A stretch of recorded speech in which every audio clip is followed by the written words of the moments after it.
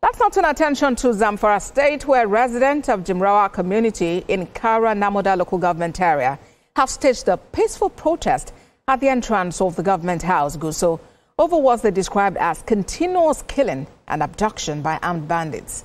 The protesters, mostly women, children and youth, said they abandoned their ancestral homes for over 2 years due to attacks by militias.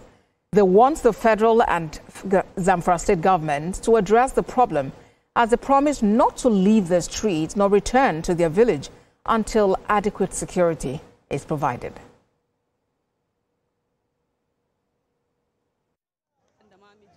My parents and my husband died as a result of banditry.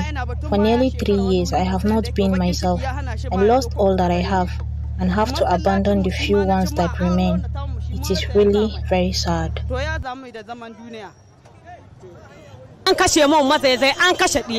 have suffered in the hands of these people for too long. That is why we are here once again to seek for help. Governor Dauda Lawal and President Tinubu should come to our rescue, please. We will remain here till they send us security operatives. Spokesperson of the Zamfara state government, Suleiman Idris, joins me now on TVC News at 7 for more. Mr. Idris, this is the second time in 1 week that residents will be protesting to the government house against what they've called continuous killing and abduction by armed bandits. First, what is the situation now there, because they promised not to leave, and how is the Zamfara state government reacting and responding to the situation? Thank you for having me. The insecurity in Zamfara and Northwest in general is a very major concern for the state government and other state governors across the region. The protest that happened in Zamfara earlier was from people that were facing the banditry in their locality. So we have seen it as a call. If you read what the placards, what is written on the placard is that they are calling on the federal government and the defense ministry to deploy troops to their locality. So people are now well informed. They know that the state governor and the state government doesn't have the military, the police, and the DSS.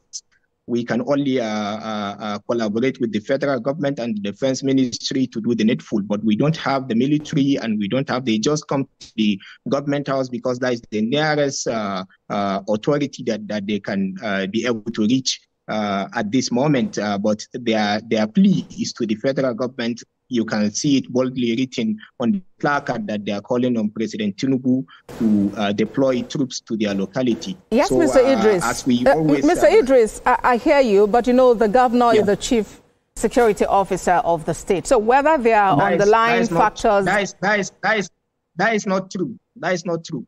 No governor is the chief security executive of his state. Let me correct you, please, because no governor has full authority over the military or the police. So no governor is the chief security of his state. That is just a mere statement. It's theoretical, but never practical.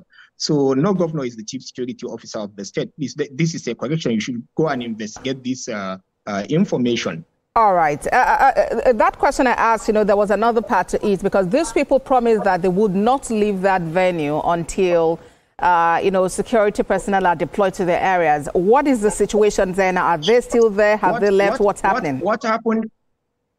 As a responsible government, when the people arrived at the government house, what actually happened is that the security and some of the members of the cabinet approached them and they received their complaint that this is what they want. They want deployment of troops to their locality. So they were promised that the state government will convey the same message to the presidency and the military and the defense headquarters for more deployment of troops to Zamfara state, especially in volatile areas within the state. So they left the government, they premised the gate of the government house. I think it just lasted for 30 minutes and they left back to where they came from.